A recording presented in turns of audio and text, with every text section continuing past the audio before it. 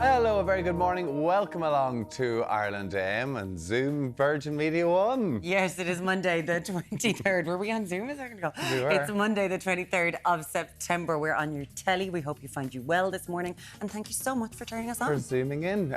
From football and paracycling to golf and Formula 1, we're going to review a jam-packed weekend of sport.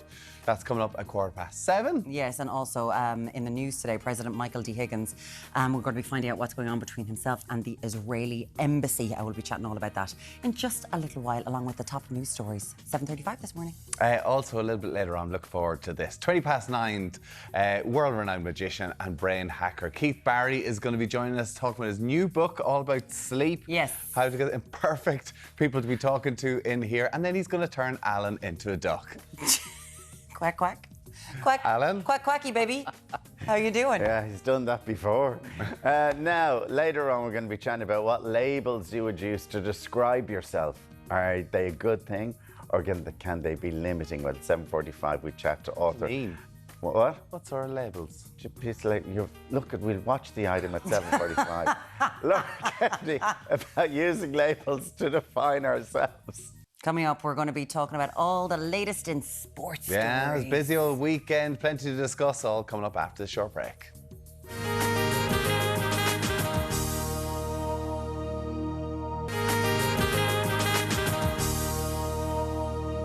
Welcome back. It's time now to take a look at this morning's papers. We're going to start with the Irish Times. The headline there, 9 alleged military cargo flights to Israel used Irish airspace. The Department of Transport launched the inquiry earlier this month following a series of reports alleging that a number of flights carried various types of ammunition and military goods destined for Israel since October 2023 through our airspace. Renters to get extra €250 back this year in budget. Fianna Fáil is pushing for a further €250 credit to be paid on top of the €750 renters are already entitled to this year, totalling €1,000. That's the front of the Irish Independent. The Herald's front page, ex-Irish Army Ranger killed in action on Ukraine frontline. Robert Deegan from Newbridge, County Kildare, had previously served in the Army Ranger Wing and the Engineers Unit of the Defence Forces Training Centre, and came from a family with a long history in the Defence Forces. Yeah, the Mayor and the Sun also lead with that same story. The Star stating ex-Army Ranger killed in Ukraine. Tributes have been paid to this former Army Ranger Wing soldier who died fighting Russian invaders in Ukraine. The Sun's headline, six-face rap over Aoife death. 6 people are facing disciplinary process over the tragic death of Aoife Johnston in University Hospital, Limerick. The Examiner leads with rise in cyber attacks on data centres. Europe's data centres, with over 80 of them here in Ireland, are increasingly being hit by cyber attacks. The bulk coming from hostile states, that's according to EU cyber experts. President accuses Israel of leaking his Iran letter. Michael D. Higgins' letter was first published by London-based publication The Jewish Chronicle and drew criticism from Fine Gael TDs at the time. This is the top story on the Daily Mail today. Now, joining us with what's going on between the Israeli embassy and Michael D. Higgins is the political correspondent for the Irish Mirror, Louise Byrne. Good morning, Hello, Louise. Good morning. President Higgins is in New York, and it would appear that a letter of his has been released to, they don't know how or why, to a Jewish publication in London. Yeah, so this is kind of a really interesting story that's been rumbling on now for a couple of months. But basically, President Higgins, the Iranian president, died in a helicopter crash a few months ago. And when his successor was appointed, President Higgins wrote a letter, wishing him well, congratulating him. President Higgins saying that that is proper state procedure. But this letter appeared online and drew some criticism online, and also, like you said, from Fine Gael TDs. Now, President Higgins is in New York this week for the UN General Assembly high-level week, and during a press conference with reporters after his speech, he was asked about this letter, and he suggested that it was leaked. He had to be pushed and pushed. Actually, it's really interesting, listen and watch that press conference, but he had to be pushed on who he thought leaked this letter. And he eventually said that he knew who leaked the letter. It was the Israeli embassy, but he said he wouldn't know how it was leaked and suggested that the ambassador, Dana Ehrlich, is out of the country. So the Israeli embassy, as you might expect, has hit back at this, and they described the comments as baseless accusation that is highly inflammatory, potentially slanderous, and the embassy rejects it completely.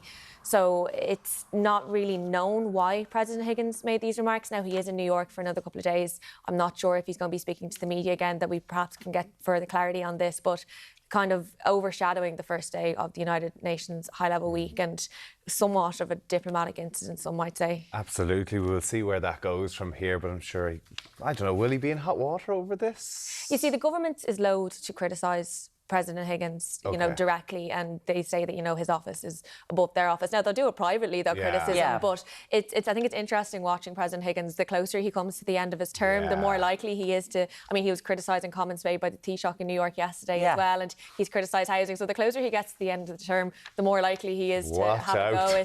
That's who Michael D. Higgins is. He was always a loose cannon. We knew what we were kind of voting for. This is what he likes to do. He likes to speak out on issues. Absolutely, and this is what's always said when, the Fine Gael TDs are complaining. You knew who you were voting for when you were putting him in there. Yep. Okay. Let's move on to the front story of the Irish Times then as well, about the 9 alleged military cargo flights to Israel. So this was reported a couple of weeks ago. It looked like there was 2 flights that came in. Now it's reported that there are 9 alleged flights to be carrying military weapons for Israel. Yeah, so this is, again, another kind of ongoing story. And to carry military equipment through Irish airspace, you need to apply for a permit. And a couple of weeks ago, it was reported by online website The Ditch that weapons going towards Israel have been carried through Irish airspace. The Department of Transport said they weren't aware of this. I presume from America across. Presumably, presumably. They're gone to Belgium. Yes, and through Belgium, through Irish airspace, through Belgium to Israel. Have they landed here? They didn't land here, they went to the airspace, is what's being said. Right. So the Department of Transport said they weren't aware of this at all, that they launched an inquiry and they looked at 11 flights, and it's now found that 9 flights did enter through Irish airspace. Of course, the permits weren't given for them. So it'd be interesting to see what happens there, whether there's penalties, whether there's any kind of, accountability for these things entering through the airspace that weren't accounted for. So again, not really in line with Ireland's stance on both the war in Gaza and our stance of neutrality, I think more importantly. We've had our issues with rendition flights in Shannon over the years for a very long time, so this will be something that people will keep an eye on. We're unfortunately staying within the realm of wars because an Irish person, he's lost his life, and a former member of the Irish Defence Forces fighting in the front line in Ukraine. Yes, this is right. So Robert Deegan, who's aged in his late 20s, we understand he's from Kildare. He was fighting on the Ukrainian side in the war against Russia. Like you said, he is a retired Irish Defence Forces member, fighting his second stint now in Ukraine. And it's quite interesting kind of reading the reports on Robert Deegan. He's no ties to Ukraine, but it was just a belief that, Russia were doing the wrong thing and he wanted to help defend Ukraine. This is his, like I said, his second stint fighting for Ukraine. Previously injured actually in August 2022 and was determined to go back and to fight and try help Ukraine win this war, and the 4th Irish person sadly to die fighting in the war in Ukraine. Yes, the 4th. It was exactly in his late 20s. Very sad. All right. Our thoughts are with his family. Absolutely in the front of a lot of the papers this morning on that one as well. Now the Children's Hospital was front of the papers a lot over the weekend. Well, let's talk about BAM. So BAM obviously are the builders contracted to do this. I mean, the overruns is just insane, but it looks like now it's still not going to be built until the end of next year, potentially. Yeah, it's a bit bananas, really. And this, again, this ongoing row between BAM and between the National Paediatric Hospital Development Board. And the date, the Department of Health actually said that in the last 12 months, BAM has pushed the date back on the Children's Hospital 4 times. And since 2019, the date has been pushed back 14 times. And then again, we hear that it was expected to be completed in February 2025. That's now been pushed back. So God only knows when that hospital's going to open now at this stage. But I think reading it over the weekend, it's quite interesting. And if you looked at the Sunday Independent yesterday, for example, they had a list of the snag list and the things that need to be finished. And there was a suggestion in there that BAM had put in a claim for 25 million for one job that the board were again able to go and get done for something like €200,000. They subcontracted out. It was €200,000 and BAM put in a bill for 25 million. This is taxpayers' money. And have now put in the claim for €25 million, according to the Sunday Independent. But, I mean, they have denied any suggestions. Stephen Donnelly is quoted as saying that this is a bid to extract money from the Irish taxpayer, that this is a bid to kind of try and get the bill up. And that they're holding the state to ransom. Holding the state to ransom. BAM have completely rejected that. They have said that, you know, there was design changes and this has delayed the process, but 23,000 design changes since the project started in January 2019. Like if you're doing an extension, you're building a home and you agree a price, that's all good. It's all agreed. But as soon as you start making small changes, that's when the price shoots up. Anybody who's built or done anything in the past, that's where it happens. I mean, 23,000. The board has defended this previously and said this could be instances like changing a plug or like changing a light fixture. Well, there weren't any plugs in an awful lot of the rooms in original plans. That was an issue there. But can we also just mention very quickly that BAM have continued. It was pointed in the Sunday Independent yesterday that they have under-resourced. There's not enough people working there to get the job done on time. But they are still being awarded state contracts all over the place. So they're putting staff Bike everywhere. shelters. Did you do the bike shelter? I don't know about that. We don't know. We don't know about that one there. But they have definitely been given contracts. And I mean, I remember being at the launch of Narrowwater Bridge between Louth and the north. My geography is failing me, but you know, BAM was awarded that contract, and I remember that being said to the Taoiseach and the Taoiseach at the time, who were at the launch of this, and you know, was saying, is this going to be another National Children's Hospital now that this contractor's got another contract? And they were going, oh well, it's different contracts. It's worth saying BAM has argued time and time again that it hasn't under-resourced this project. The National Paediatric Hospital Development Board insistent that it has. They're actually back in front of the Oireachtas Health Committee on Wednesday morning without BAM, unfortunately, because I think it'd be quite interesting to have BAM in front of one of the committees, to have them interrogated about You would think that this should be, because otherwise you get this he says, she says, you have everyone blaming everyone else and you don't really have any accountability or any answers. How frustrating. 0896 111 111 when you're seeing that with the Children's Hospital, that what we were hoping February 2025 now it looks like it's going to be the middle of next year, maybe even the end of next year. BAM still getting state contracts and doing so much other building works around the country as well. Let us know what you think about any of those stories. We'd love to hear. Louise Byrne, thank you so much for joining us this morning. We really appreciate it. Now, coming up next, we're going to be discussing labels. How would we describe ourselves? Alan, are you? How would you describe yourself? Prima donna, Diva. Diva. What do you think, Tommy? I'm not anymore. Ray of sunshine. Ray of sunshine. There you go. Yes, we're going to chat about the good, the bad, and the sometimes ugly side of labels next.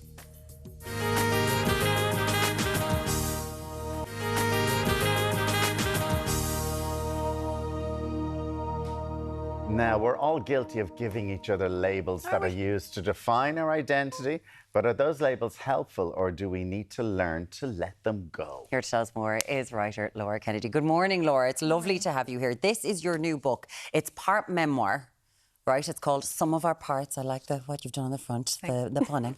So tell us about this book and tell us about why labels are so integral to it.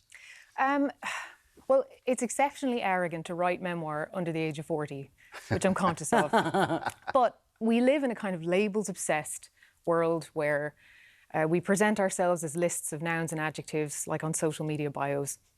And I thought kind of the only compassionate way to have a good, rigorous dig at labels is to look at mine, because it's obviously not very sensitive to look at other people's. And so I think we constantly present ourselves. We seek our kind of unique individual identity in groups all the time, like political ideologies, gender labels. We carry them ourselves. We give them to other people, national labels, even the ones your family gives you that you kind of can't escape. You know, you go home to visit your mother and she still sees you as a 16-year-old who's kind of huffing around and slamming the door upstairs. So I think labels are incredibly important. They're really useful tools to communicate who we are to other people and to learn who we are ourselves. But they can be really limiting as well. So can you give me an example? Say, what would your labels be? Well, you tell me. You could look at me and give me a few, because that's what people tend to do with each other, right? But some of the ones that I talk about in the book are feminist, which is kind of a label that I carried quite stridently when I was younger, and I wear more lightly now. Mm-hmm. Irish, that's a really interesting one, our kind of national identity that we all share. But we're all proud of that, so that's something we're proud to push forward as an identity and as a label. But it's also one that can kind of can kind of limit us too, and that we police quite aggressively. You know, there's a lot going on at the moment about what constitutes an Irish person, who gets to decide that. What does it mean to be Irish? And as an immigrant, someone who went to live in Australia and the UK, it's really interesting how your national identity becomes inescapable when you leave, because it's not something you have in common with everyone around you anymore. So you have to think about it in new ways. Do you think that labels are a good thing? Or do you think that they are inherently bad, that it pigeonholes people? Well, the reason that I've written this book is because I think that that kind of narrative, the black and whiteness of things, is how we talk about everything, particularly online, and that it's way more nuanced than that, that literally we're more than the sum of our parts. So labels can be really useful, provided we're wearing them in a way that's kind of light and not using them to limit other people and box them in, and that we're really examining our own and why we might feel very, very emotionally attached to them, or sometimes why we might reduce ourselves completely to just one label. But sometimes, like, I'm gay, but I don't go around, there's nothing on my personal list that says gay, but yet constantly, time and time again, when people refer to me in newspapers, they say gay TV presenter. So they are labelling me. Yes. Yeah, but I'm not asking for that label. Of course, and that's one of the elements of labels. One of the chapters that I wrote about is called Mad, because it talks about mental health issues and my own sort of history with mental health issues. And growing up in a family with a lot of mental health issues. And mad is obviously a very controversial word, and one a lot of people don't like. But if you've had mental health problems, as so many of us do, I kind of think they're a sane reaction to an insane world at the moment, then that's a word that you might carry, that might be put onto you. And so a lot of identities are foisted on us, and we have to kind of navigate them, even though we don't necessarily want to. Well, there would have been derogatory words in the past that subsections and subgroups of society have taken as their own, you know, as part. You could talk about an awful lot of people in the LGBTQI plus community who have kind of gone, okay, this was thought of as a bad thing, but it's our But now word. we're taking it back, claiming it back, like the word queer, like things like that, But I'm just wondering, because I know a few years ago, a teenager that I knew, and it was like, she was like, stop trying to, you know, put your labels on me. But she had 57 nouns that she wanted, you know, like it was so nuanced, but was it really nuanced? But she had all these different things that she thought of herself as, and fair play, absolutely fantastic. But then she kept on saying, like, to us, the older people, but you're doing this to me. And I'm like, no, you're doing it yourself. Like, it is interesting what's happening, because now it was just you were a woman, a mother, a feminist. Now there's so many other ways to describe yourself. How we become obsessed with describing ourselves in an increasingly sort of globalised world, going, this is who I am. Yeah, definitely we have. And it can be really useful to have those words when you need them, when they're relevant in the right context. But I think there is a temptation with the fact that there are so many labels that we can choose to use to describe ourselves. They're very useful for, you know, helping other people understand elements of who we are. But sometimes we kind of reduce ourselves to these lists. Oh, yeah. And I think it's really important, and I've written the book because I wanted to explore this in a way that kind of isn't flat and isn't one-dimensional, and does kind of allow us to understand that we can use these words. They're helpful to us sometimes. Sometimes they flatten and limit us. But there's always more to us than that. Every one of us, always. But like, there are some people who just want to be known as maybe mother, housekeeper, has a job, looks after their children, like, and they're quite happy with those 4 or 5 labels, and they don't want any others. But do you say that people are saying now, oh no, but you are this as well, but they're quite happy to have just those labels? People can identify however they want, and kind of that's what I'm talking about in the book as well, that we do, to an extent, have a responsibility when it comes to these sorts of words, to examine our own really carefully. And if we don't want to, we don't have to.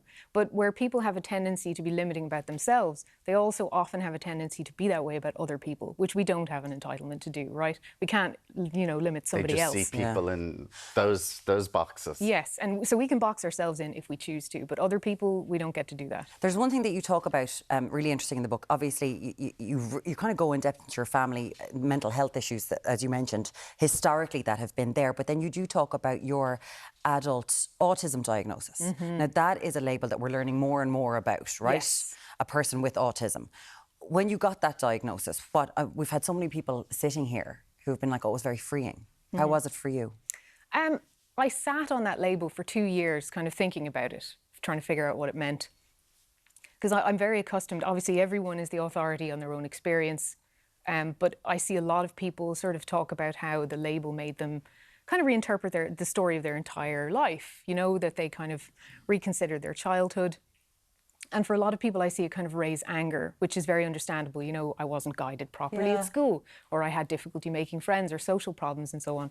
But for me, I found that there is a temptation with this label, this particular one, to really reduce yourself to it, to kind of recast the whole story of your life in relation to it. Yeah. And ultimately, I am the same person that I was the day before I got a diagnosis at the age of 34. I'm not any different. Yeah. So I choose to interpret that label as just another one that is a contributing factor to who I am, but it's not prescriptive. It doesn't define my whole personhood.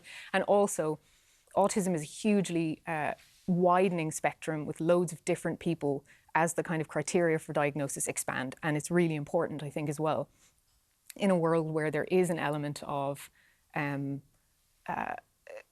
popularity around this label now, because more and more people have the right to claim it, that there are people whose lives are incredibly difficult, who cannot navigate the world in a way that is advantageous to them, who can't pass, who can't stay in employment, who might have, you know, issues like extreme social anxiety and selective mutism and stuff, and they need that label in a way that I do not need to claim it. So I wear it like and there's people who are watching in this morning, Laura, and they're just going, what's this label? It's labelled. But if it all boils down to it, it's just maybe the 10 words you describe yourself. Yeah, pretty much. Or the 5 words you would describe yourself. You don't have to call them labels, but these are the words that you would describe you, and that's what we're talking about here this morning. Absolutely, and some of them you might find are the words that you consider are impediments to you being who you want to be, doing what you want to do.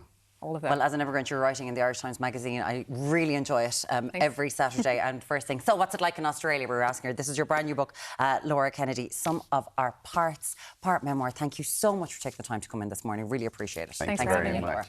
Now, still to come this morning, Dr Caoimhe Hartley sheds light on the latest health issues. Plus how to get a good night's sleep. We'll be talking to you shortly on IrelandAM. Keith Barry. Keith, tell us how to sleep. Yeah. Be back in a minute.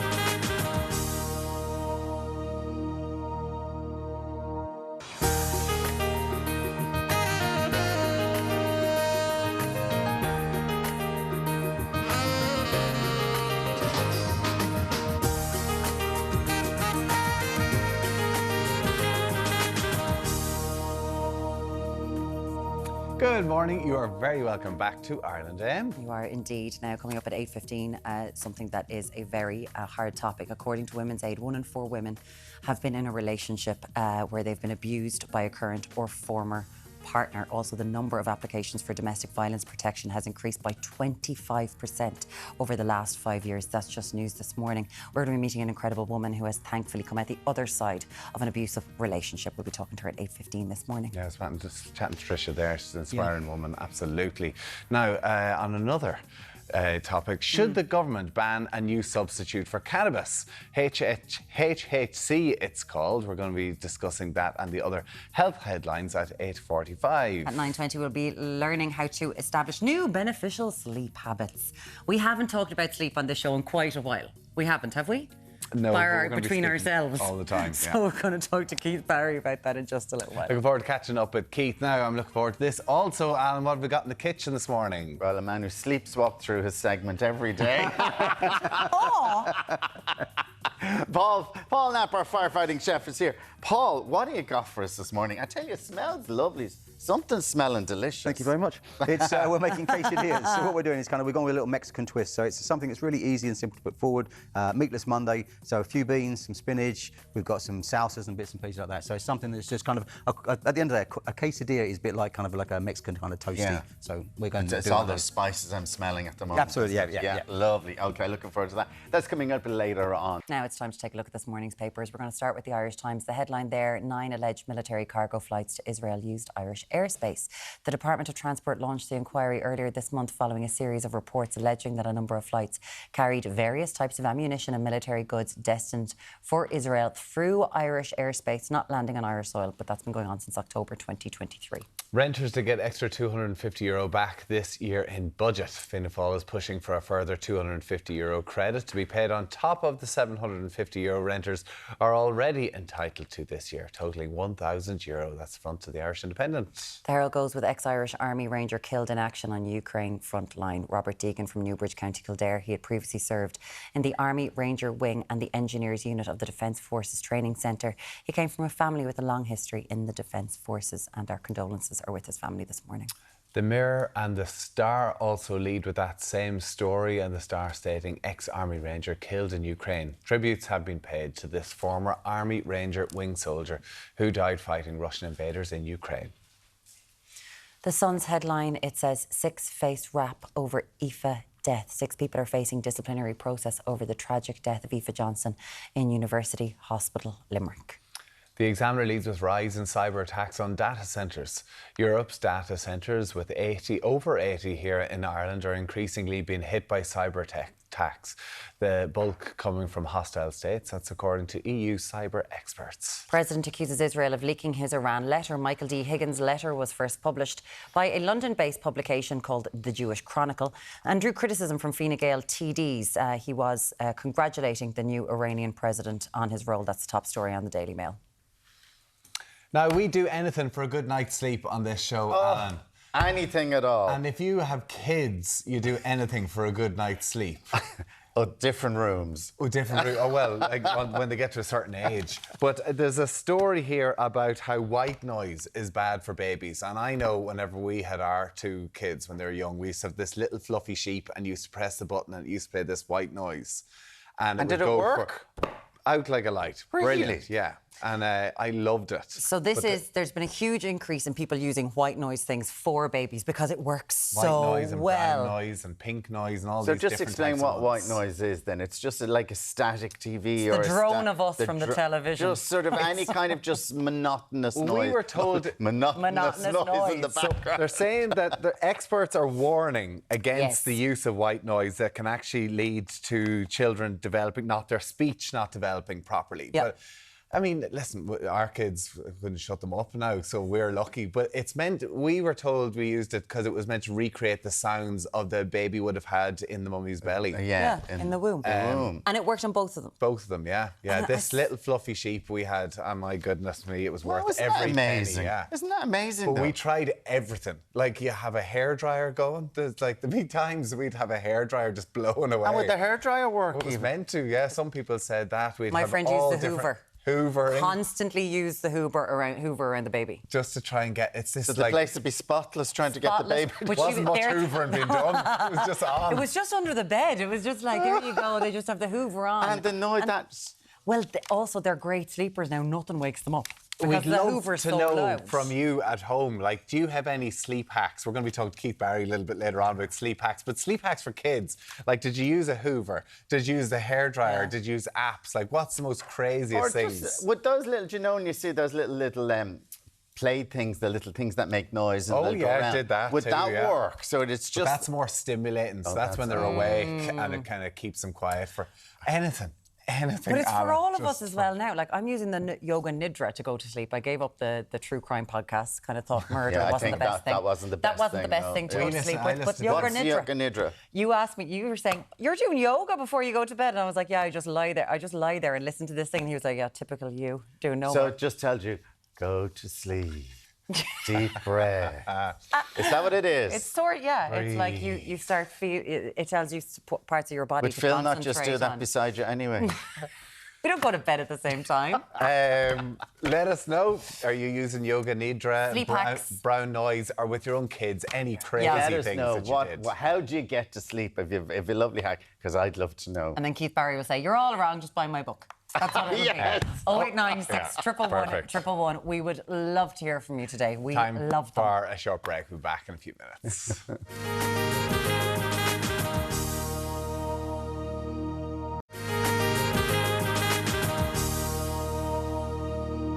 Good morning, you're very welcome back. Now, you might have heard us mention this stat just a few moments ago this morning.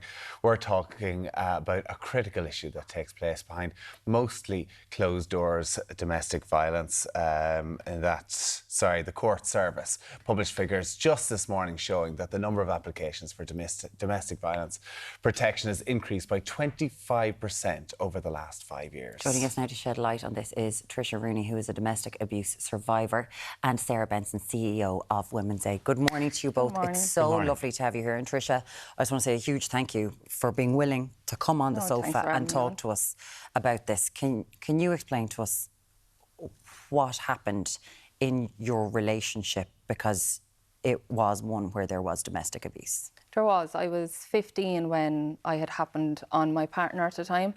I didn't get out until I was 28. There was 2 kids also involved. Everything was good up for about a year and a half, but we were kids. Like, I was 15 when I got into the relationship. The first assault that was took on me, I was 16. I was getting ready to see some friends. I had said to him I didn't want to be in the relationship anymore. He didn't take it too well, so I continued to get ready. I went into the bathroom, and when I was finished, I opened the door and he came in on top of me. He first took a razor blade and put it up to my face. I pleaded with him. He then dragged me from the bathroom into my bedroom. Now, I was living at home, obviously, at the time. There was no one at home. He continued to attack me again. He had picked up an iron that I had used to iron my clothes beforehand, and he went to stick that to the side of my face. It couldn't reach that far, but he got it then and he had hit it off the wall. Now, he continued to attack me on the ground, and I was in just a state of shock at that stage. When he finished, he cried, he apologised. He said he didn't normally act like that, just emotions got the better of him. I didn't know what to do at that stage. I was nearly confused of, it just happened so quickly. So I continued to get ready. He left and went home, and he kept calling, kept texting, kept apologising. I'll never do it again. So I took him back, and things were good again for a while. Then it just went to name calling. He didn't touch me for a while again after that. And I moved out of the home place when I was 18. And things were still, they wasn't great, but it was kind of more push and shoving at that stage. It wasn't as severe as what it was then. It was when I got pregnant with my son, I was 23. And it seemed to when the children came into the picture, it was when things took a turn for the worst. So I was attacked when I was pregnant. After my son was born, I still remember when he was placed on my chest, it was nearly that I had someone else now to protect. It was that feeling. I actually resented him a lot more when my son was born. Yeah. So I knew I had to just keep him safe.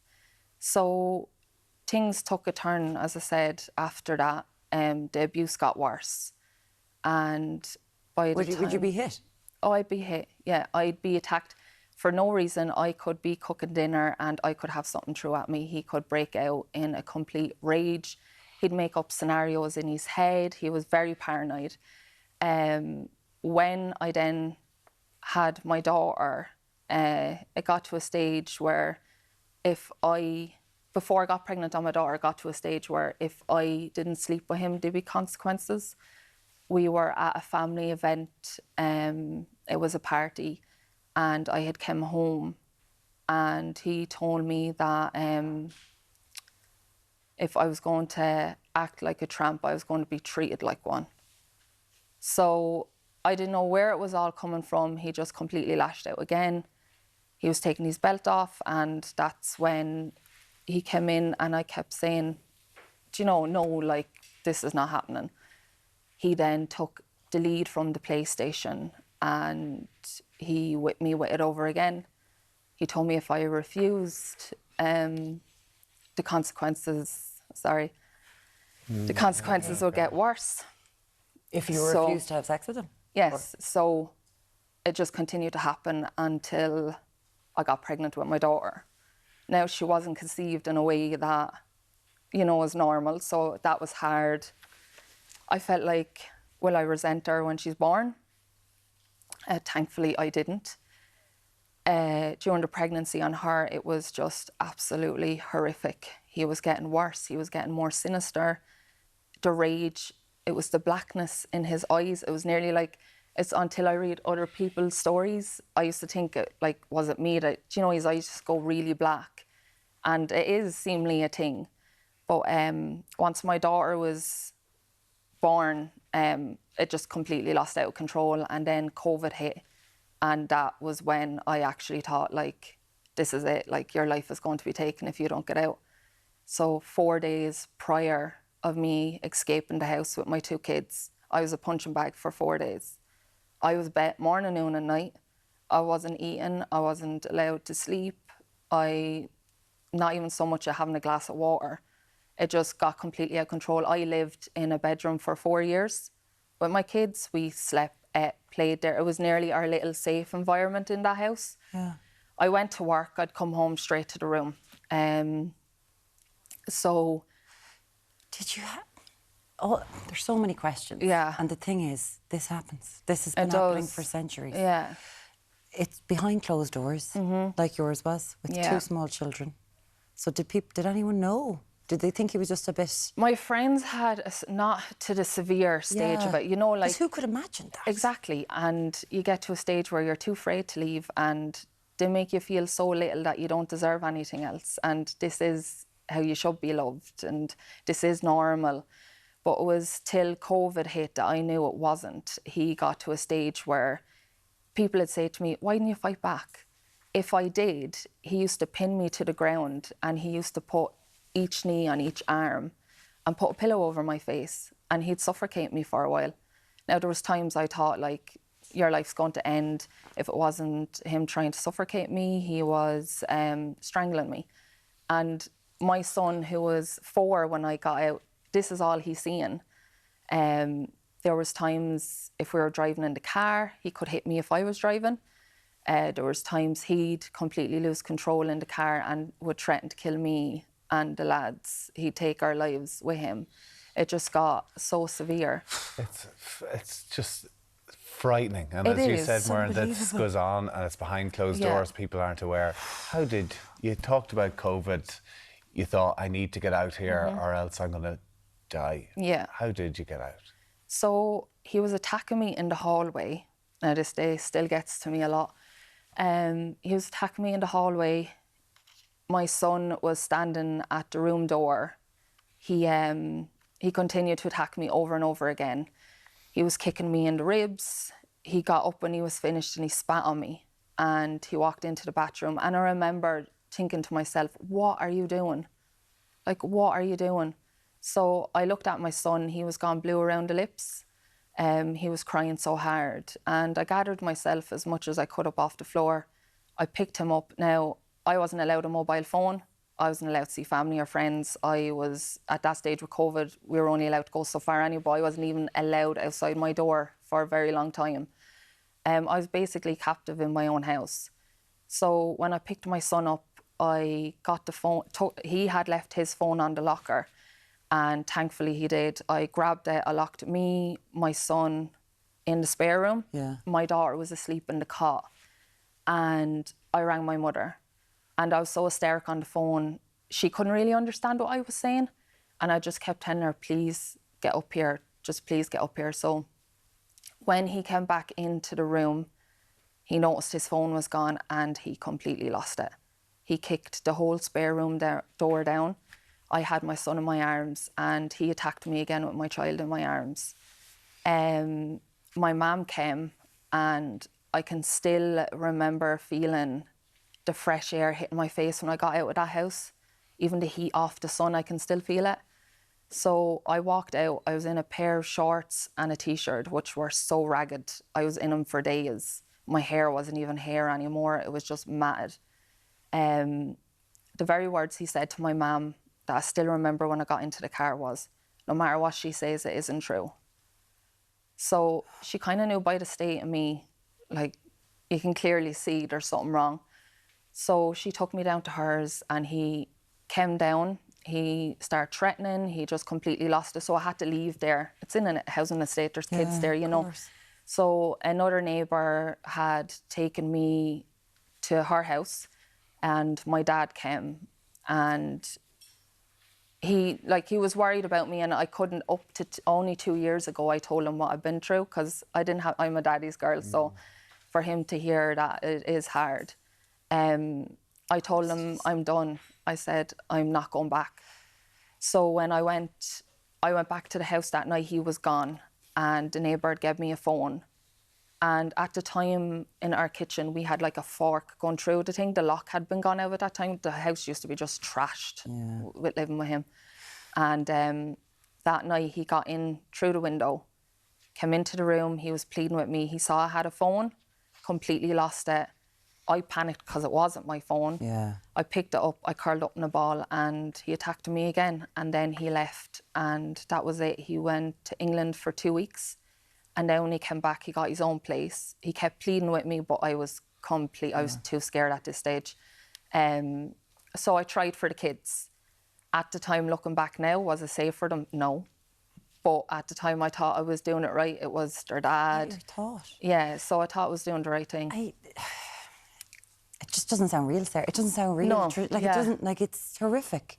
But this isn't an aberration of a story, Sarah. No, unfortunately, and, you know, women like Trisha, it's a hugely courageous thing to actually even share the story publicly.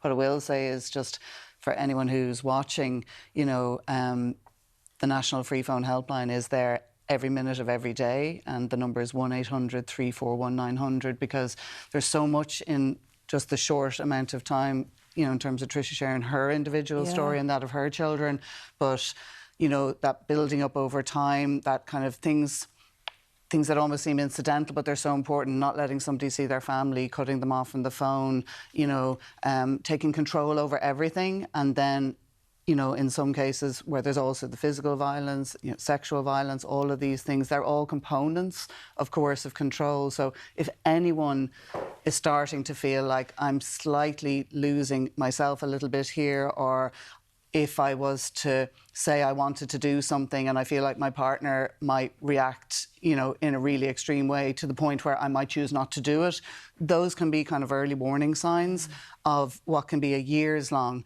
you know, suffering where one person is choosing to exert so much power, so much control over the other. And that's the person who's responsible here, because the impact of having somebody come at you from all angles, mentally, emotionally, you know, financially, cutting you off from, you know, those who are in your, you know, in your family, in your network, who might be able to say, you know, this isn't normal. When it gets to the point where even saying something, you know, if I say something, the consequences are going to be so heavy, so bad. So it's really important that we as a community, you know, keep on saying that message, is that when this happens, it is not your fault. It is the fault of the person who's choosing to behave this way. It's an abhorrent way to treat the person you're supposed to love and respect, and your children. You know, being a parent is a privilege and a responsibility. It's not a right, you know. So taking control like that has devastating consequences, but there really is help there, and Trisha's a great example of someone who's come through it. And for people to pick up the phone to Women's Aid, but if you don't have a phone, I mean, Trisha, you have turned your life around. I have. You've had another little baby, I did. 3-year-old. You represented Ireland recently at bodybuilding, came second in an event in Manchester, which is just amazing. There's you and your husband now with the kids. Which is just fantastic. If you have one little bit of advice for people watching this morning, what would you say? Get out where you can, whether it's a safe place, safe person, and keep fighting. There is a light at the end of that tunnel. I know it might not seem at the time, but there is. So keep going. And he did eventually attack you publicly in the street, and he was convicted for that. Yeah. But you've moved on with your lovely family. Yes. Speaking out like this, thank you so much. Like Trisha, I can't even imagine being able to do this, and I'm sure you can't imagine 6 years ago being able to do this either. Yeah. You're amazing. Thank you so much. How are the kids? Great. They're great. Flying it. Flying it. Yeah. Amazing. Thank you so much, Trisha. Thanks a million. Trisha Rooney so much. and Sarah Benson with Women's Aid. Thank you both for coming in this morning. Thank you so much, both of you. Thanks a million.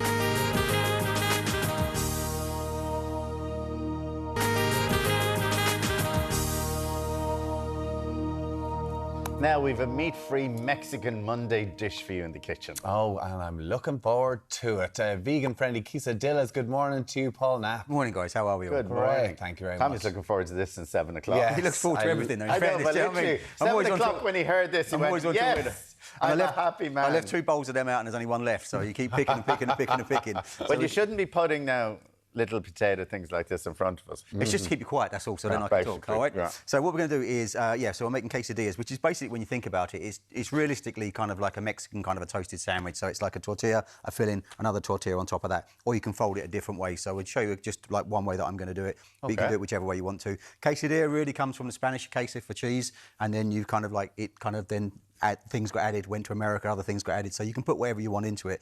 And as you was just talking about there, like with wraps and bits and pieces of Mexican, it lends itself really easy to being plant-based and vegan because we're using beans, we're using like guacamole, we're using like salsas and stuff like that. So just it's to really, fill really it simple. all out. Absolutely, yeah. So what we're going to do is we're using roast sweet potato and black bean quesadillas, what we're going to do. So what I've done is I've peeled a sweet potato, sort of like a decent-sized one, cut it into wedges, 180 in the oven for about 20 to 30 minutes until it's nice and soft and squishy. Going to roast that and then we're going to mash that. So that would go into the oven like so. They take longer, the sweet potatoes, don't they?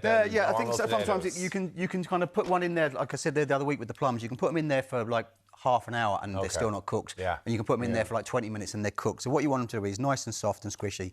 Okay, so we're going to mash these up. So, So that's kind of like part of the base. And everything then comes together. Just pop that back in the oven. Like that. So mashing up that. So as you said there, mash up your sweet potato. We're going to add into it our black beans. We're going to add into it some refried beans. So the refried beans here, all they are, they literally just are like a pinto bean. It doesn't look the best, sure it doesn't. They look a bit like dog food, okay? But like what it is they're pinto beans and they just then puree down. They're cooked and pureed down and you get that's a puree bean. So it just acts as like a... I thought it was that mole or whatever you call it, isn't that? The kind of Mexican... Yep. Is it male or mole? Mole, yeah, the kind of the chili. Yeah. So what we're going to do here is, because we're actually going to cook the wrap and then we're going to eat it, all right, so like straight away. If we was making a bunch of these, you can put them into the oven. You could actually kind of make this, toast the wrap, and then leave them in the oven and it'll be warming up as such, if that makes sense, right? So what we're going to do is, into this, we're just going to be warming up our beans. So I'm going to put in there a can of black beans, just crank that heat up on there a little bit more. We're going to put in there our half a tin of refried beans, okay, which is used a lot in the Mexican cooking. Okay, so that's going to go in there as well, like so. Really, really simple, really, really easy. We're going to put in there some salsa. So again, all the recipes up on IrelandAM socials as well as the Virgin Media website. What's in there now? So in there, you know those vine-ripened tomatoes? You get them on like a little tray. Oh, yeah. There's one tray of those which I've cut up really, really small, half an onion which I've just finely diced. Also put in there the juice of half a lime. I put in there 1 clove of garlic and a little dash of white wine vinegar, and then leave it for about half an hour, and you get lovely juices coming out of there. Absolutely, yeah. So just the tomato salsa goes in there as well, like so. What we're going to put in there as well is rice. So I've got like a cup full of rice goes in there as well. Absolutely, it's kind of just like a bulk ingredient. Pre-cooked. So all I do is, like, if you think about like cooking food at home, okay? So if you think about when you're going to make stuff, if you're going to make like a chili or a curry or something like that, one of the things that you can do is cook a little bit extra rice. Yeah. And the reason cook a bit extra, keep it back for stuff like this. Do you know what I mean? So it's about cooking smart. Reheating though, is that it's not a problem with reheating. It's a problem is like if you can cook your rice and then once you've kind of cooked it, take what you need to obviously eat. The rest of it, just chill it as quickly as possible and pop it into the fridge. And then you're supposed to reheat rice. Rice can be a little bit naughty with regards to kind of from a food poisoning point of view. So you wouldn't want to leave it out like overnight and stuff like that. You want to make sure that you can cool it as quickly as possible. So you can refreeze it just when you have it, put it into a fridge and then take it out. Yeah, but don't leave it out. Don't leave it out. Absolutely. Yep. So we're going to put in there some jalapeno. Some jalapenos are going in there as well. Okay, and then I'm going to put in some seasoning. So I've got some onion powder goes in there. He says. We're going to put in there a little bit of cumin. And we're going to put in there some chili flakes as well, OK? Not a lot, just a little bit of chili flakes. So this is all going in? This is jalapenos and chili flakes. You love this, Al. This isn't too spicy. The jalapenos aren't too bad, in fairness to them, OK? And I want to make sure that they weren't. And then we're going to put in there is a good fistful of spinach goes in there as well, like that. Right. And that's all our kind of basically our mix is going to be. So we'll just turn it off. And do the sweet potato, do you not add that to it? Or? You do actually. I just forgot all about it. Yeah, nice. Sorry, okay.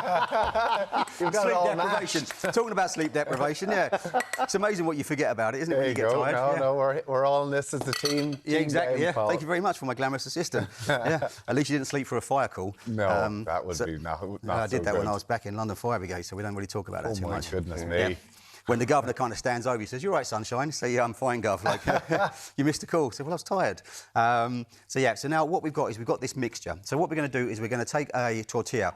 So you can do a couple of things. What you can do is you can take them and then you can make your sandwich, or what you could do if you wanted to is if you think about that as a clock face. Yeah. Okay, and if you cut from the centre down to 6 o'clock, and we're going to fold it like so, like that, okay? And then we can make a nice big wedge of one. So we're going to take a big kind of piece of this like so. Yeah. And we're going to put a piece here like this with that. We're going to put in a piece of cheese. This is a vegan cheese that goes into there like so. If you wanted to put in a piece of your salsa, you can put in a little piece of salsa in there like that. In all the corners. And if you wanted to put in a little piece of guac as well, you can put in a little piece of guac like so, like this, okay? Wow. And all we do then is we take that and we fold that over to there. We fold that over to there, and we fold that over to there. Is this going into the pan then? Then this goes into a nice hot pan like so, like that. You can hear that sizzling away. Now, because that's been warmed and that's heated, the filling is hot. So once that's toasted, give that a minute or two on either side. You can give it a little So you'd press love down the like that. cheese to be melting into that now. Yeah. And then what you'll get is you'll get these, okay? So these are the ones that we prepared earlier, all right? So you've got these. Look at those. So Nice big ones for you, Tommy. and there's just a gentleman-sized portion Don't there for give yourself. Tommy the small one. Give him the big, massive Oh, ones. look at those. He's No, I like the little thin ones. That's what you want with a quesadilla, don't you? Yeah. So we'll do, what you know what we'll do? We'll put a thin one there. Yeah. And it'll come. I'll come It'll back come. to It'll the come big with ones this one later. here because there's no point in kidding yourself, really, is there? Like, you know what I mean? Just pretending. No point in kidding you, Tommy, like that. You're just going to eat that little We've no Derek today. Normally Derek slots after this. I get to enjoy all of it. And then all we're going to do then is just move that to there, and they're going to serve that then with a little bit of salsa. As I say, it's a really, really simple and easy dish. But I said there, if you're going to cook at home and you're going to cook things like rice, just cook those little bit extras. The things like the beans and stuff come in cans, so you can always have those. The wraps, they can live quite happily in the fridge, and you'd use them. Well, You did all the sort of potatoes as well. And then what we've done is we've just served that there with some roast potatoes, wow, well, some look little at roasted that. potatoes. Cool. So if you remember back there, I cooked some little cubes of potatoes. You use some bread soda just to make kind of it scuffs them, and I cooked those with a little bit of salt and paprika, and that was that. So you've kind of got that. Well done. It's gone quiet, which is good. And as you can see, just literally a couple of minutes either side, and that's cooking away lovely. There is a kick off it now. A little one. Yeah. Oh, it's delicious. There's a little kick salsa. off it. Paul Knapp, thank you so much for that. Thanks, guys. Now, after Move the on. break, should a new cannabis substitute be banned? Do you suffer from dead butt syndrome? There you have it. We're going to be discussing the latest health headlines after the break. See you in a few minutes.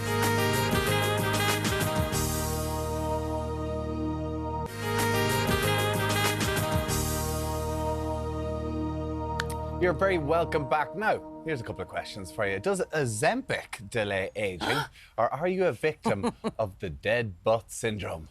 Okay, we have to get to that because I'm like, excuse me now, here to answer these health questions. She's only delighted we talk about dead bums this morning. It's Dr. Caoimhe Hartley. Good morning, Caoimhe. How are Great you? to have you with us. We're going to we mentioned this earlier on. HHC. What is this and why are we looking for a ban on it? Yeah, so HHC is a semi-synthetic cannabinoid.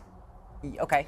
So basically, the College of Psychiatrists are calling on the government to have a ban on the sale of this semi-synthetic cannabinoid. So cannabinoids are just biologically active compounds that have an impact on how our cells communicate with each other, on our nervous system.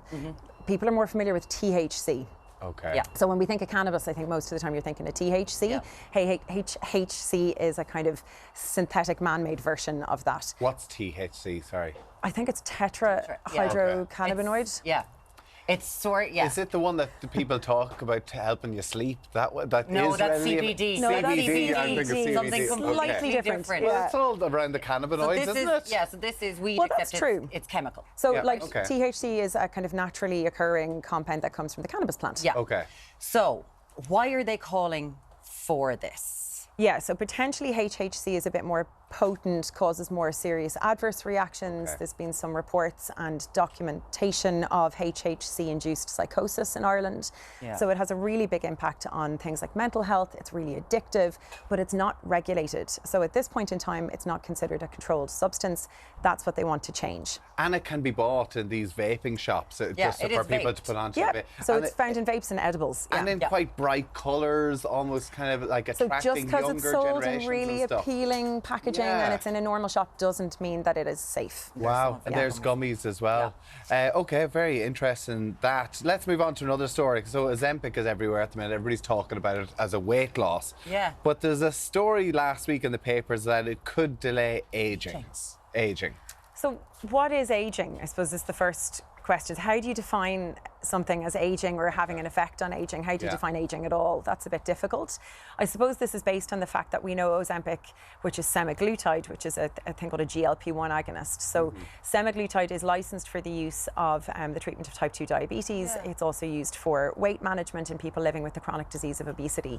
And we know it's helpful for those things, but we know there's a knock-on effect in a positive way on your health. So it reduces cardiovascular risk.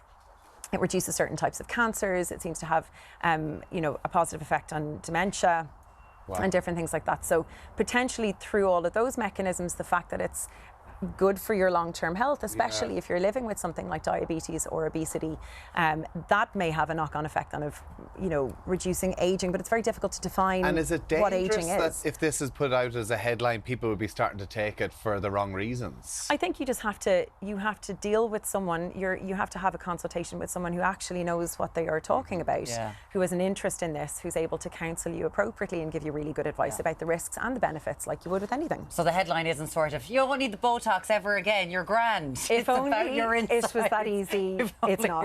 That's not what it is. It's not easy, obviously, to get a hold of, though, either, is it? Like, I mean, your doctor, you have to go and see a registered doctor or whatever to get put onto Ozempic as well. It's a medication. And you couldn't go to them just about, kind of, I want to delay my aging. It's all about weight loss initially at the moment, is it? And diabetes. Yeah, but it is a medication that comes with risks, it comes with benefits. You need to be counselled on how to take it, what the red flags are, what to look out for, what to do if you have side effects.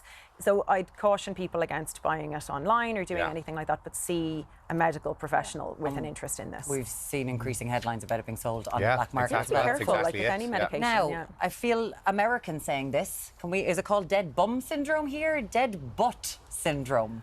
Gluteal amnesia, I believe, is the actual medical term. There you go. Gluteal amnesia. Rolls off the tongue. We've forgotten our glutes. Sorry, what is? So your butt muscles, there's three of them: gluteus, medius, maximus and minimus. Yeah, it sounds like something out of Gladiator. So, and basically, dead butt syndrome is the term given to the fact that we're quite, sedentary now as a population. We tend to sit more, do long car journeys. We're engaging these muscles less.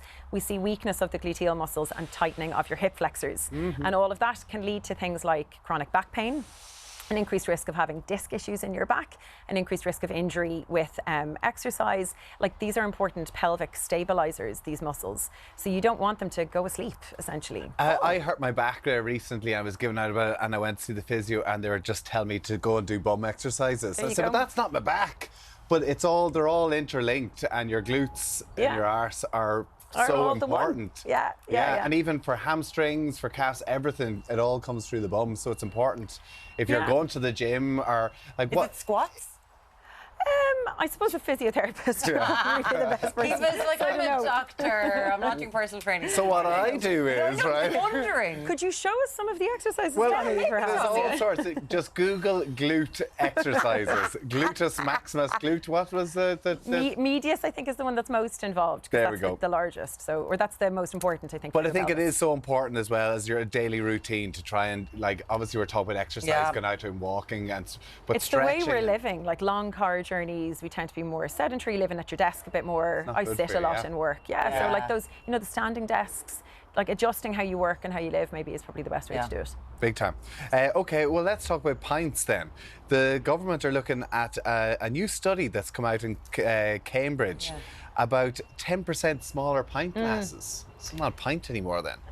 Yeah, technically, So I think, in Cambridge University, the academics are asking the government in the UK to reduce pint size. So it's not a pint exactly, reduce a serving of beer. So it's based off the back of a study that showed 10% drop in alcohol consumption in people that were served beer in a glass that was 2/3 the size of a pint glass. Right. So standard pint is 568 mils. Yeah. And has been in the UK and Ireland. It's been that size for since the 17th century. Yeah. Which is actually larger than what a pint size would be in, or what like a standard beer serving is in the US or other parts of Europe. Right.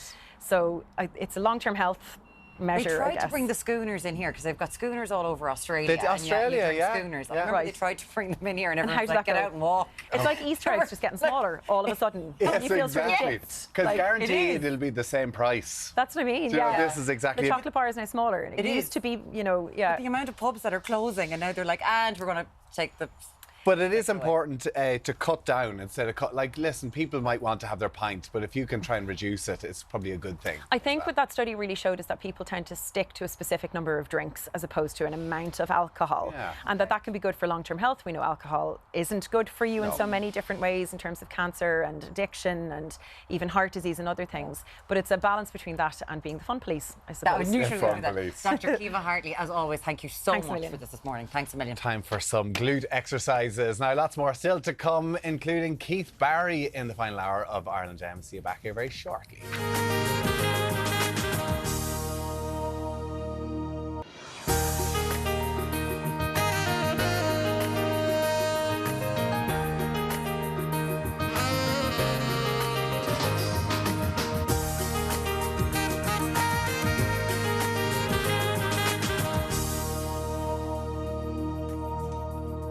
Hello, welcome back to IrelandAM. Coming up, master magician and brilliant brain hacker Keith Barry tells us how to overcome destructive sleep patterns. He's got a brand new book all about it. We're talking to him at 9:20, something that we all love. Tommy, what else is coming up this morning? Thank you very much, Murren. Yes, I'm finding another way to sleep. It is with Forager Phoebe this morning. We're talking about Sambuca, but this is, tell us a little bit more. Negra, we are talking all things elderberry today. So the trees are giving again. We talked about elderflower earlier on in the Yeah. season. Now the berries have arrived, and I'm going to show you how to make my most requested recipe of the season, elderberry syrup. So elderberry, the Latin term for that is Sambuca. Well, the Latin name for the tree is Sambucus negra. So that is the name of it. So that's where your Sambuca will come from. I can see the glint in your eye. Oh, and it smells amazing. Just what we need this time in the world. There, spilt it. Thank you very much, Phoebe. We'll chat to you just in See you a then. few minutes. Alan, what else we got? I love it. Now, I'm joined the catwalk this morning by the wonderful stylist Mandy Maher. Good morning, Mandy. Good What morning, are we looking Alan. at this morning? So today it's all about burgundy, which is going to be the colour for the cooler season, and we see it here in this wonderful jumpsuit. Whether you wanted a full-on colouring of the burgundy or whether you want to add it in accessories or indeed just in one pieces, that's exactly what all our looks are this morning. So we've all to go out and get a bit of burgundy We now, do. we? Oh, your wardrobe will so not be Really, with it man. if you have no Oh, burgundy for in God's it. sake. There's something every week I have to get. I'm telling you. Okay, looking forward to that. That's coming up. Now, earlier on, we were talking about ways to get your children off to sleep, or for all to just get off to sleep, because you're saying, like, the white noise that you might use for your children mightn't be good for them, for developing them and language, developing their language. And we asked you for some of the ways you got your children off to school. You mentioned a hairdryer even at one stage. We think we had the Hoover, the hairdryer. We had, like this one here as well, Lorna just sent in, we would have to bring my daughter out in the car and drive around and she fell asleep. I did that many miles in the fucking car with the kids sleeping in the back. And then, of course, you're driving for like an hour and they're sleeping, but you don't want to stop. Like, you stop at the lights and then they wake up, or you stop So then, but I mean, is this not to get them to go to bed or just to have them get a nap? A nap. Sometimes just get... I remember being hungover one time and driving, and we drove, must have been driving for like an hour and a half. And then I thought, right, got back home, and then they're still fast asleep. But what do you do? Like, do you stay leave them in the car or do you go into the house? You leave them in the car. You pop into the house, Left them in the car, yeah. And all of a sudden...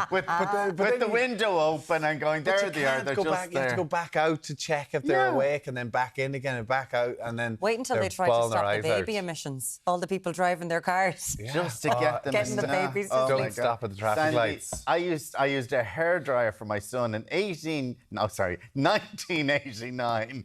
It worked a dream. So the hairdryer on in the room. Were there hairdryers back in 1989? Obviously were. Aileen, we had to Imagine how stand... loud they were back then. We had to stand next to the tumble dryer with the baby in our arms to get them to sleep. It calmed them instantly. That's a doom. Yeah, the noise of it. My nephew loved to play with his mammy's hair when going to sleep. When he was being minded overnight with a family member, his mam's hairpiece had to come with him one of her hair extensions. Amazing. So when he'd go to bed, it would be the Dodie and Mammy's hairpiece. He'd twiddle with it in his fingers. He'd just have her hair. Yeah. He'd be just literally doing it. But it was is the so whole true. thing he got into. I've never seen that as a selling point of hair extensions. There you go now, lads. Gets your baby to sleep. I imagine her, like, poor mum as well, like, wanting to sleep and someone pulling the hair at it all night.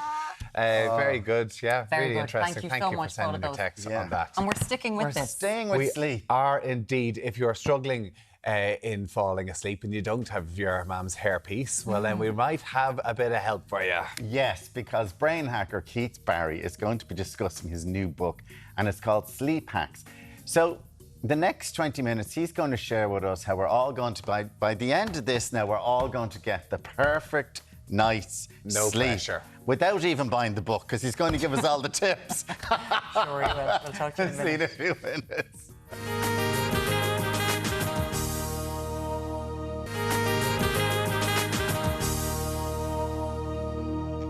Welcome back to IrelandAM. Our next guest goes. He's got so many titles, so many labels to his name, from hypnotist and mentalist to author. Absolutely, please welcome Keith Barry. Good morning. Good morning. To you, How are you Keith. both? Great to have you with us. to be here. Hypnotist, mentalist, Weirdo. magician, author, everything. Do you remember the first time you hypnotised somebody? Yes, so in my mind, I'm kind of just between two different moments. I'm not sure which came first, but you know, in the book I wrote about the time that I hypnotised my sister. She's actually in Ireland now. She lives in America, but she's going home today.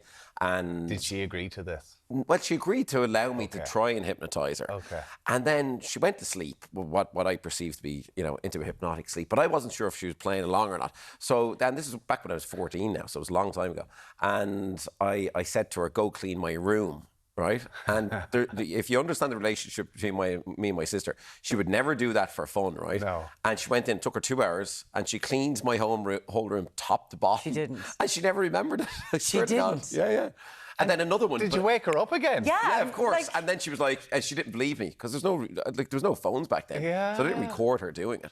And then, but a more interesting one even again was at the same time when I was about 14, I was in the Irish class down in Mount Sinai in Waterford, and I hypnotised the guy that was sitting next to me to be a chicken in front of the class. And he got up when he was a chicken in front of the class, but he got detention because the teacher didn't know he was hypnotised. But here's the mad thing. I gave him a pamphlet which is called Practical Hypnotism by E. Wolf, which is where I'd learned the hypnosis to start with.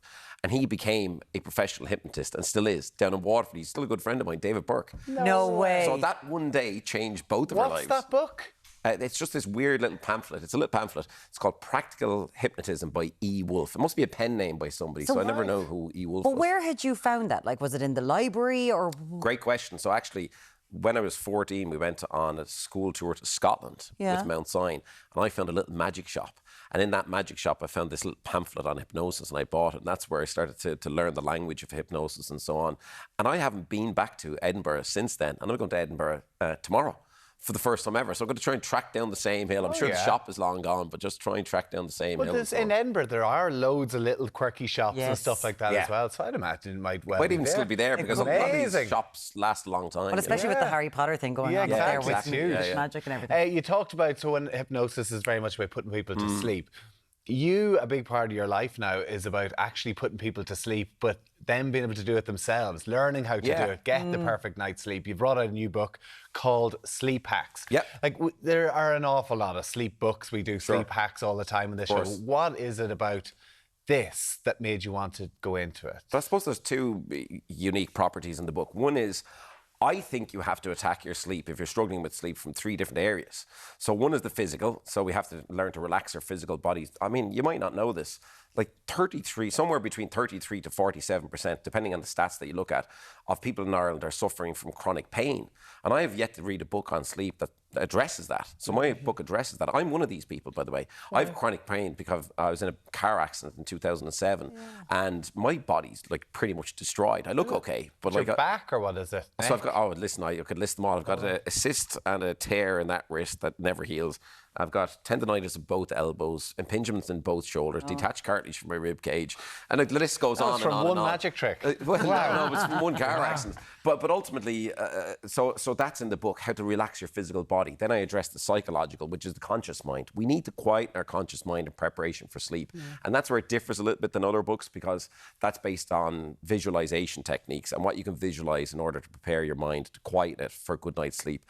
And then the real problem that people have with their sleep, and this is where I suppose it's a little bit unique, is the subconscious mind, right? And most people still to this day, they don't understand their subconscious mind. They don't understand how they can hack it. So for example, Rory Best gave the foreword to the book, and the first, I suppose, issue that I addressed with Rory many years ago when I started to work with him was his sleep. And I did the stats on it because I'm a scientist, first and foremost. Yeah. So I look at this stuff with a scientific brain, and athletes are about 20% more prone to injury if they don't get 7 hours unbroken sleep. Big time. So with Rory, he'd never gotten unbroken sleep. So he'll tell you himself, within just one session, I solved his sleep issue, and he gets 7 hours unbroken sleep to this very day. And now it was a very specific way I did it. But the good news is people can emulate it from the book. So he listened to an audio recording that I made with him. So I hypnotized him. I recorded it personally for him on my phone, gave it to him, and he listened to that every night. That got him into sleep. No way. And in the book, there's 14 audio downloads. There's a lot to be said for that, isn't there? Yeah. Oh, in the book, there's 14 audio. Yeah, 14 audio downloads linked to my website. So people can listen to me hypnotizing them to get a good night's sleep, or they can do it themselves as well, There's so much research done on sleep, right? And it's so important. We realise how important it is for our physical health, for our mental health. But it's almost competitive, especially with parents. Oh, I didn't get any sleep. Oh God, no one get any sleep. Yeah. We know that there are things we have to do, but we're not gonna put the screens away. We're doing all these bad things that are keeping us awake. But the problem is because we're addicts. We're all addicts. Yeah. We're already cyborgs. I have this little hobby that I have.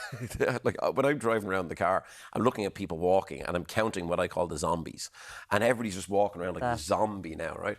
And it is, look, you have to get the basics right first. So when you say, put the phone down an hour before bedtime, you really should instill that as a proper habit and discipline, and have a book, like of course I'm here to promote this, but an old-fashioned book next to the bed. So for me, next to my bed right now, I can tell you, I've got a book that's that thick. It's much thicker than this one. Rasputin's biography. Bores me to death every night. There you go. 4 pages in, and I'm just like cockeyed and I'm going to sleep, See the downloads that you have. Is it what's the difference between the 14 different ones? What do people get from those? Yeah. That's a good question. So, dreaming is interesting, right? Because I'm a creative and I like to create while I'm asleep. Yeah. So I have a section in there where you can create your own lucid dreams. So you can actually do that. Then I have a section on, for example, the glowing orb of relaxation, where you can actually use this concept, if you like, of a glowing orb going through different parts of your body. And then you consciously, though, allow that part of your body to relax. And, all of the different audios have something kind of unique, a unique property, if you like. I suppose the main one for people out there is the one to get them into a deep... you really need to get down from what happens to most people is we go into an alpha theta brainwave state. We need to go down deeper into kind of a delta brainwave state in order to get a good night's sleep. And most people don't. They because we're so distracted, there's blue light, we fall asleep, but we're not really in that deep restorative sleep. And that's what the book is about, to get you down nice and deep, There's one thing in here that I thought was lovely, and we've actually spoken about this before with your kids. This was way before you were deciding to do the sleep stuff. Yeah. You've got a story in here that you read to your children to get them to go to Sammy's Snoozeville Superpower. Yeah, so and it's a way that people have to read it to get their kids to sleep. Yeah, so people can read this to their kids, and there's hypnotic language embedded into the story. And I teach people how to change the tonality of their voice, because hypnosis is much about the tonality of the voice. And I used to use that in my own kids when they were young. Like, listen, mine are 16 and 12 now, so my trip, So now you could do it and make them clean their bedrooms. I was about to say when I tried to hypnotise them, they don't really want it. However, both of them are going for the World Championships in Kempo Karate next week.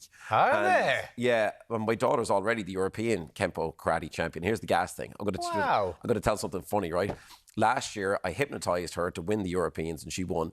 But he said to me, "No, I'm great." She's like, "No, I'm great. I don't want any of this hypnosis stuff." He got silver, but she got gold. So this year, I said to him last night, I said, "Listen, I go to Edinburgh tomorrow. If you want the hypnosis, it has to happen tonight before I go tomorrow. So I'll be hypnotising him tonight to win as well." Jeez, that's amazing, fascinating, isn't it? Fascinating, all right. And again, that wonderful, iconic rugby player writing your foreword. There's no one like him, like Rory. Yeah, It's just there. he's one of the good ones. To be fair, fair, Rory Best, we were all delighted you were able to get him a good 7 hours sleep because he was grumpy on Becker before that.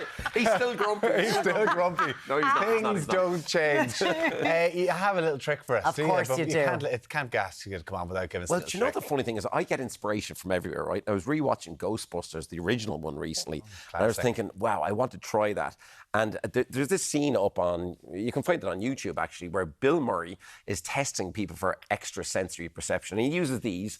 These are just ESP cards. Now, these were actually invented by Dr. Ryan in Duke University many, many moons ago to test people for extrasensory perception. There's just 5 symbols. So we've got a star, a square, wavy lines, a plus sign, and a circle. So you take those, Myrn, and I've got the same set here. So here's the game. If we just shift those back a little bit. So the game is very simple. Bill Murray was electrocuting people, by the way, as he was doing this. We're not going to use any electrocution technique. But Please electrocute her.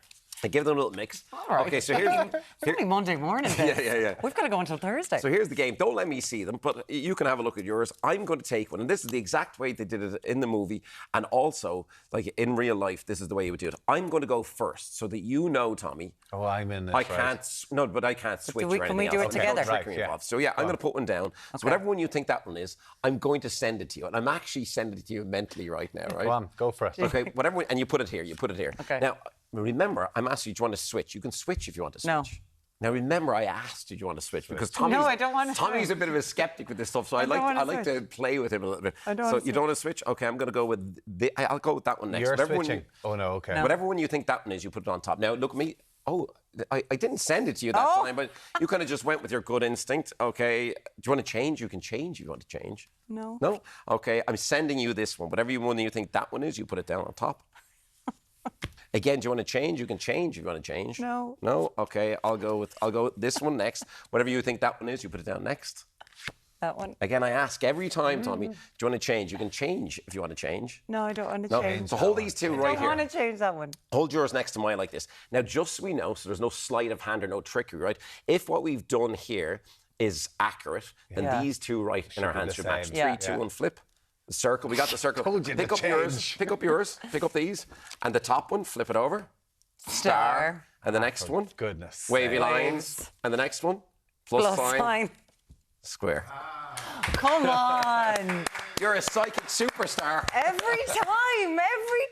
How does he do it? It's so Read annoying. the bloody book. We'll learn how to do it. Is that in there somewhere It's as not well? in there. Where's Keith in my live Barry. show? You're in Galway this weekend. Galway this weekend, there's 5 tickets. 5 tickets left for Galway. 5 days Galway then. You're in Castlebar on the 12th of October and in Limerick in University And that's Concert it for Hall the year then. on the 26th of October. You're busy boy. Yeah, I'll Fair go. play to you. But check out the book as well, Sleep Hacks. Discover the life-changing tranquility of deep sleep by Keith Barry. Thank you. Fantastic. And Rory Best in front. And we're going to have a karate superstar here. We're telling me we'll get you to hypnotise and get you into karate. What? Thanks a million. Best of Thanks, luck. Best of luck to the two Cheers. kids. Is that this weekend? Next weekend. Next yeah. Next weekend. Wowie. Okay.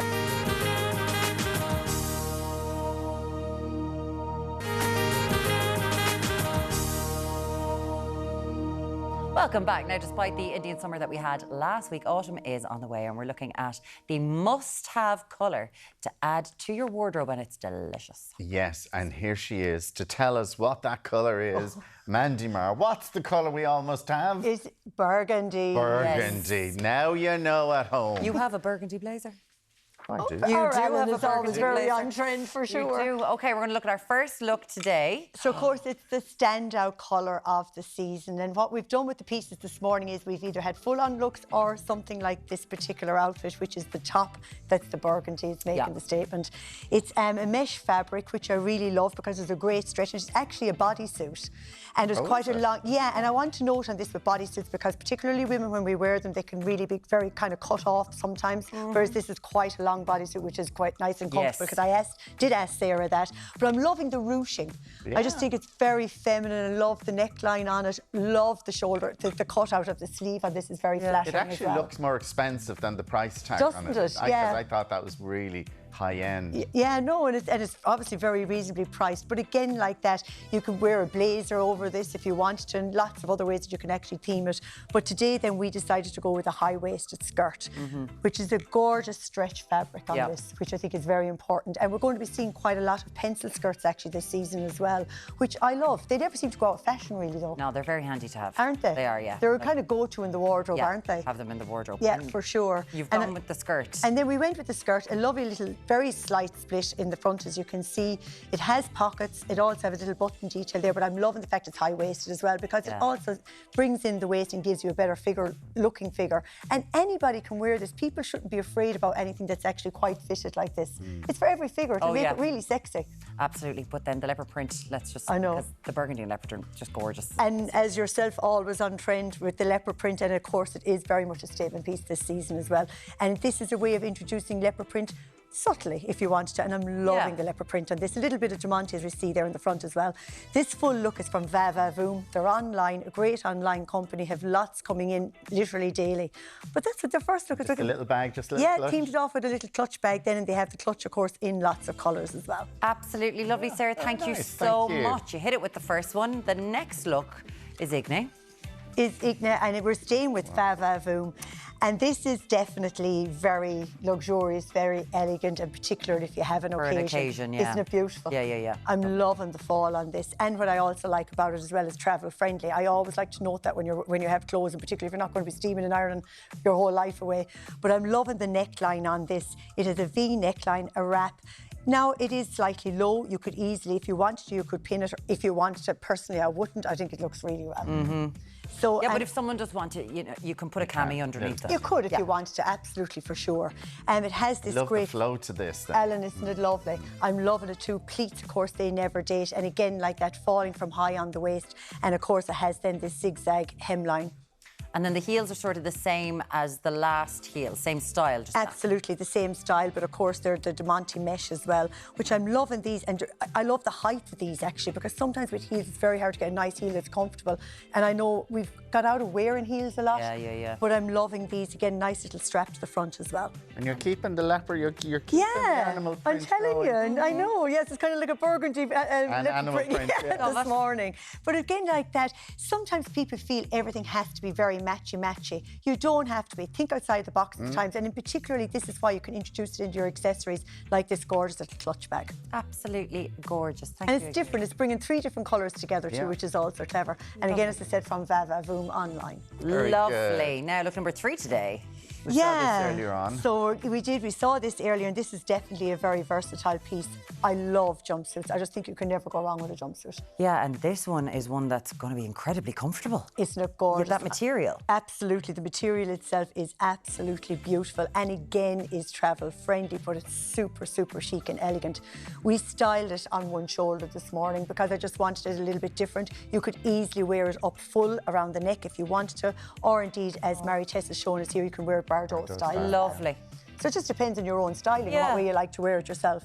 And then as you're going down, the sort of ruching that it has around the waistline there. Isn't it great? And that's really, when you see anything with ruching on the waistline, it's fantastic. In particular, if you have a fuller figure, you can easily wear the ruching because it'll hide a little bit extra weight if that's what you have around the middle area in particular. A great length on these. Love the leg of the trousers, of course, the wide leg, always super flattering. And does it come in a few sizes? And it comes in sizes 8 up to 16. Okay, lovely. We were around the bag there, but we probably go to the shoes now. You're sparkling this up a bit. Yeah, so we decided to go for more of a nighttime look with this, and we went with the beautiful sparkle heels. Again, I love these. And always remember when you're buying in particular heels like these will never go out of fashion. You'll pull those shoes out in 5 years' time and they'll still be very much on trend. Lovely little knot. Absolutely, Alan. Lovely little knot detail on these. And we teamed it up then with that clutch bag as well, because there's lots of diamante in that clutch bag, as we can see. Yes, very good fun. And you went with some jewellery?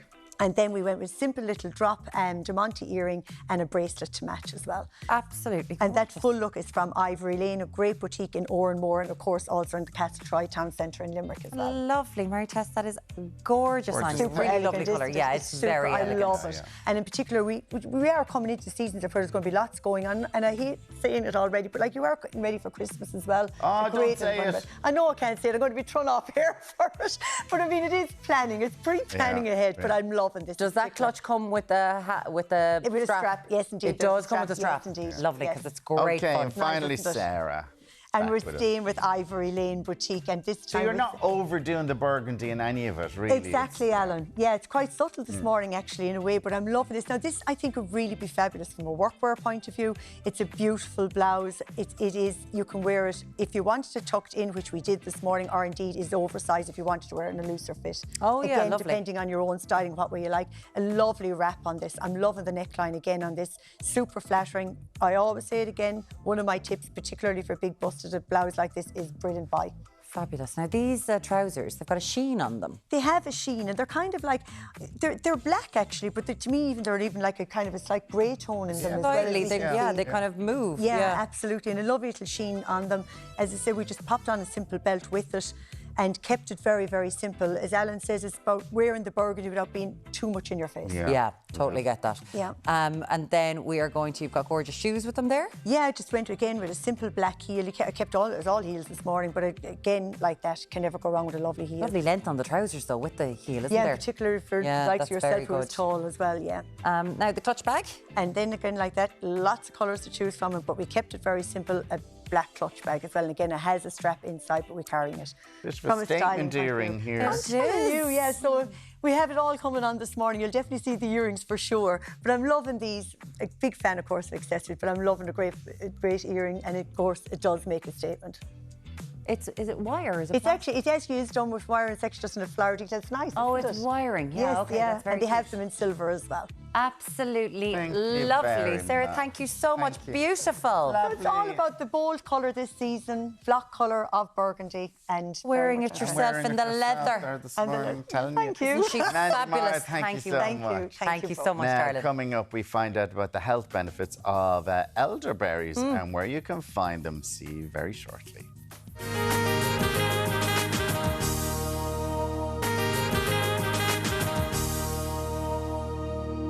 Now, elder trees can be found across Ireland in woodlands, hedgerows, gardens, even wasteland.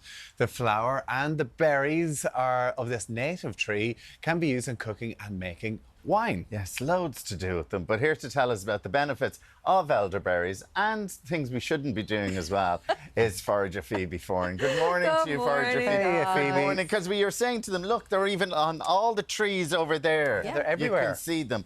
But don't pick them and eat them. It's very important. Yeah, these are not like a blackberry that you're going to walk along and have a little munch as you go by. right. And the reason being is they contain a compound that when you digest it and metabolize it, converts into cyanide, which is great. Oh, right, We okay. don't want that. Listen, when you think about it, though, apple seeds have this same thing in it. So do peach pits. But like in very small portions. But you don't tend to eat peach pits. Do you know what I mean? Yeah. But the berries in these are so tiny that the seeds in these are so tiny that if you were to try and pick them out, you'd be picking them out with a pin.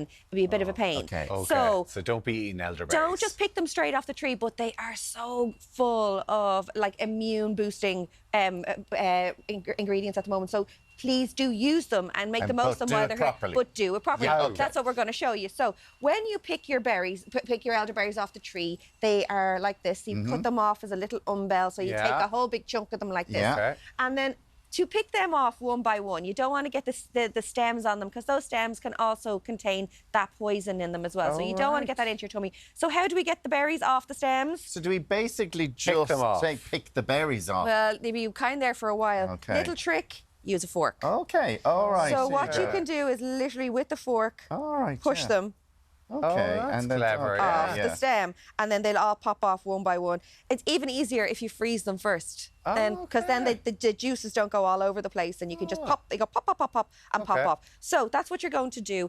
This is the recipe I'm going to show you right now. Is the most requested recipe that I get on my Instagram What does it make? all What the does time. it- This is called elderberry syrup, and this is the yes. immune booster. I will give this to my niece and nephews as well. Is this it here? This is it. It is Shots of so elderberry syrup. delicious. So this is good for our immune system. Immune system. This Down is gonna, in one. This Down is in going to one. get you prepared for the winter ahead. Quite nice. Delicious. Yeah, it's a bit Christmassy, isn't it? Why is it? Why is that So, good for you? It's antioxidant, full of vitamins, absolutely all the good stuff that we need for kick getting off into it the there, winter really time. sweet. So what we're going to do is it's very, very easy. We're going to pop all the seeds, all the little berries off until you have about a cup full of them, right?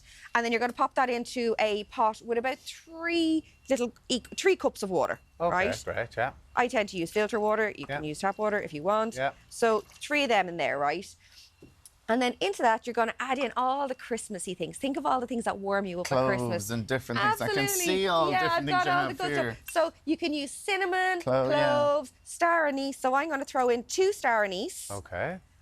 1 cracked cinnamon stick. Okay.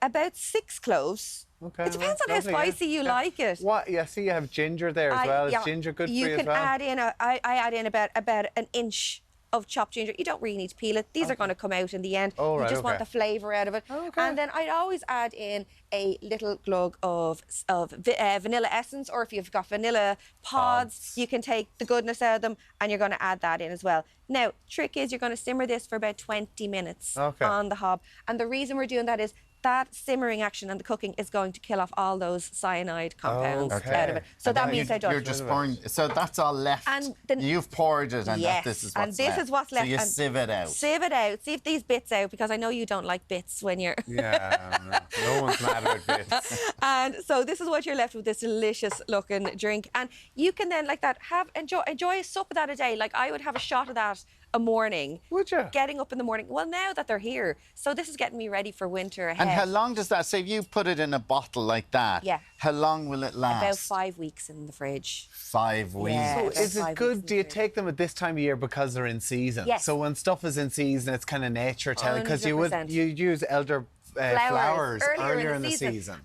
That's the thing. The seasons just keep giving all the time, so we work with it. So make it now, and then you have it to run through the season. And these berries, they will freeze really, really well. So if you take them and cut them off the trees, you can just stick them into a little Ziploc bag or into a tub, stick them in the freezer, and then you have them. Keep making it throughout the winter. And that means that come even the really heavy time of the winter in January, when we're all smothering after Christmas, you have this to help you to build back up again. So tell me again quickly the benefits of it. So if I was to take that every antioxidants, right? Heaps full of vitamins. And it's anti-inflammatory as well. Would it mean I wouldn't have to take a multivitamin then in the morning? Well, that's up to yourself, isn't it? Everybody's, it's all subjective, but this will have all the vitamins in it that you will need as well. Okay. So how? Because that's what grows in the berries. The berries are full of goodness. The ginger. Just the ginger. But that's what's growing in the berries, heaps and heaps of vitamins. Right. So, yeah. So within the berries themselves. Within the berries themselves. And then we're maximising with all these other lovely ingredients that have like that antioxidant. Do you ever think of just making this and trying to sell them then for people? Do you think I should? Yeah, seriously, because I think I would buy that now and have that in the fridge for a few weeks. Well, you never know. New business for forager. It does. It tastes gorgeous as well. It is lovely. It tastes like but it's called Sambuca something or other. Sambucus negra is the name of the tree. The elder, its Latin name is Sambucus negra. So you know the Sambuca that you're having on the weekend. That's Latin. That is Latin, for elder. and that's what the base ingredient is in the Sambuca shot that people would have on the weekend. So whenever we were taking a shot, but there's no alcohol. There's no alcohol in this one. No, so this is. Well, we saved a shot but from how do they make Sambuca alcoholic? That's just like. It would be a has all the massive form goodness of in ferment. it. I hate Sambuca. Okay. No, it doesn't taste like Sambuca at all. I bet you you're going to like it. It doesn't. Tastes like It Christmas. doesn't. Seriously. Well, jeez, you were pretty quick. Goodness. That's like you back at the weekend again, Warren. Wasn't Sambuca we were drinking, though? No. What a bit like Benelin. It's a bit Christmassy. Well, it's not all the goodness. Christmassy. All the goodness in it. I'm awake anyway, I'll tell you that much. Phoebe, thank you so much for that. Is there anything else this time of year we should be looking out for as well, all the blackberries are on the trees. Yes, There's I had hips. blackberry yesterday. Yes. All the hips are out, the rose hips, and they are fantastic for antioxidant as well, but also for the dark circles, the puffy eyes. They're absolutely brilliant for that. And then by taking or by rubbing them on your eyes? Well, it's a different process to it, but I would make it into a tea. Okay. Or you can throw it down someone's back and give them an itchy back like we used to have when we were kids. Yeah. And is there an issue with some of the berries not ripening this year because of the lack of sunshine? Yes, absolutely. So just to be aware when you are looking, you'll know if a berry is not right, if it's mouldy or anything that don't go near it. Phoebe Foran, thank you so much. You're always a pleasure. Thank you so much. Very interesting. Right, that is all we have time for today. But join us tomorrow. We're going to be chatting to Limerick rock band Hermitage Green. Are coming. TV's most renowned matchmaker Paul C. Brunson tells us how to keep your perfect match and keep your love life going. We'll be back with you tomorrow from 7. Hope you have a lovely day. Bye. Bye.